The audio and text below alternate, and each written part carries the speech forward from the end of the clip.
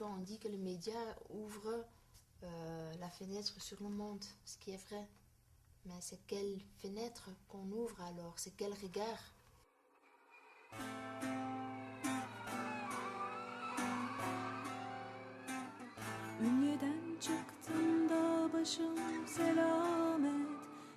En juin 2011, Carrefour des Cultures lance un projet de réflexion sur la place accordée aux femmes migrantes dans les médias traditionnels. Des citoyennes se réunissent pour s'approprier le sujet au sein d'un atelier de création collective. Leur idée, réaliser elle-même un documentaire proposant une vision différente des stéréotypes souvent véhiculés par ces médias.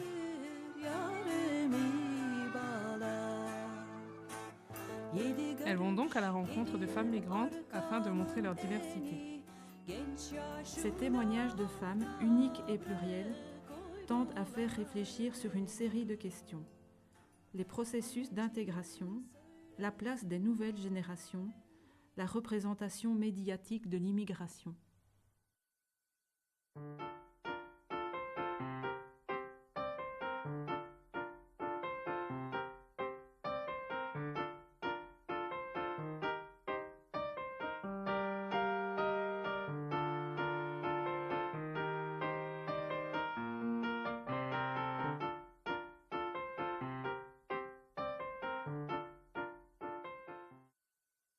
Avec mes films, j'essaie toujours de montrer des autres images que les images alors qu'on a l'habitude de voir à la télé. Tu vois, les médias ne sont pas souvent révolutionnaires ou ne sont pas là pour changer plein de choses.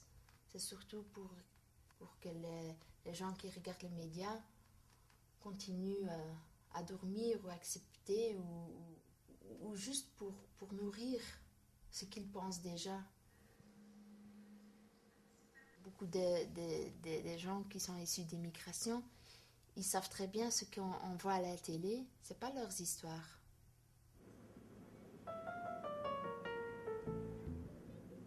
Les idées qui sont véhiculées au niveau média en Belgique ne nous permettent pas, en tant qu'étrangers ou enfants d'étrangers, d'être mis sur un piédestal qui nous donnerait des possibilités d'avancer plus rapidement. Malheureusement, on est souvent confronté à la minorité devient une majorité. J'ai jamais directement rencontré un Marocain de confession musulmane ou pas venir chez moi me dire tu dois te comporter comme ça, tu dois te comporter comme ça. Mais les médias en Belgique, justement, véhiculent uniquement cette idée-là, qu'il faut se comporter de telle manière, et qu'il n'y a que ça dont on parle entre Marocains, par exemple. Pourtant, c'est pas du tout ça.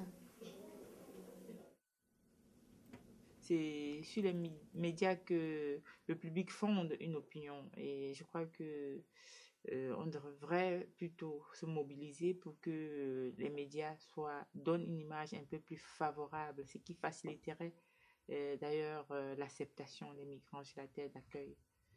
Les stéréotypes font peur et c'est ça vraiment qui fragilise et qui est un facteur qui ne favorise pas le mélange interculturel. Quand nous, on fait des actions positives, on a du mal à mobiliser les médias.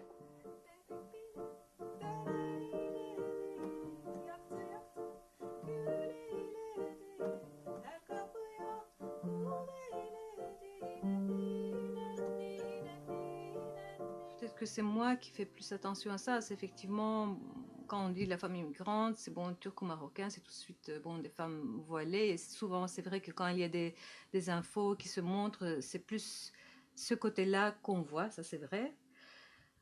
Pour vivre ensemble, on n'a pas besoin que tout le monde soit pareil et qu'ils aient la même opinion sur la façon de vivre des enfants ou des adultes, peu importe. Je pense toujours au culturel. Je trouve qu'il y a beaucoup de place qu'on donne aussi pour présenter les autres pays, les autres cultures. Enfin, il y a des réalisateurs, enfin, aussi bien marocains que turcs, qui peuvent présenter un court-métrage dans un centre culturel et tout ça. Et les gens sont curieux, ils viennent voir ça.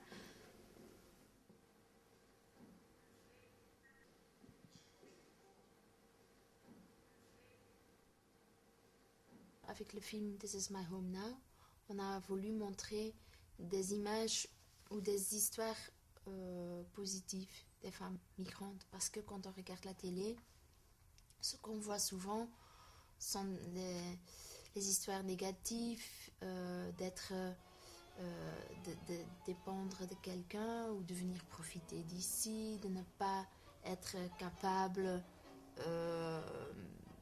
d'être indépendante ou de faire des choix. Et je crois que c'est vraiment important de casser un peu les stéréotypes qui pèsent sur les femmes.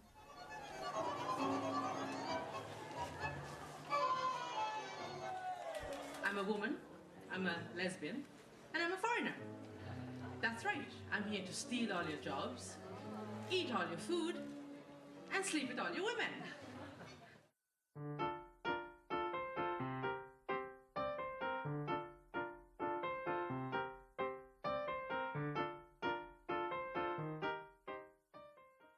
Je crois que pour parler d'abord de l'intégration, c'est une notion que je n'arrive pas à assimiler ou à intégrer parce que bon, on intègre quoi, qui et comment.